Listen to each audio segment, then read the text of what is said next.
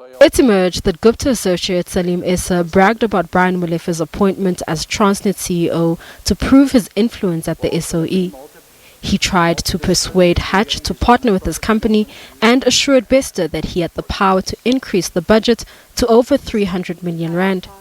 This was Essa's last attempt at securing a supply development partnership after Hatch rejected similar requests from Nayland Padiachi of PM Africa and Dave Reddy of DEC Consultants. The two allegedly made references to former Transnet executives Brian Molefe and Anoj Singh, as well as former President Jacob Zuma as number one.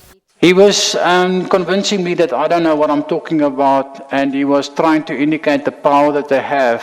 If I can recall at the time, I couldn't recall the situation at Eskom.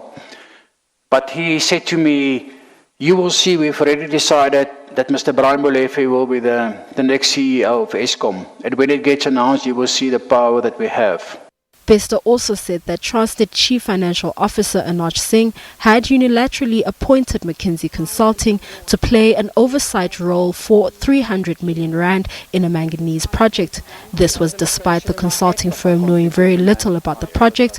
Bester says the revelation was made during a contract negotiation session with Transnet, where he realized the office was bugged.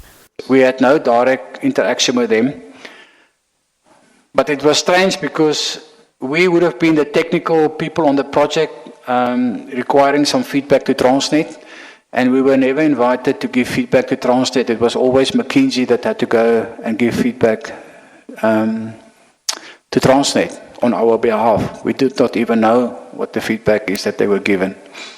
Bester also testified about an incident of intimidation at Transnet's Carlton Centre offices involving the company's procurement officer, Gary Pitter.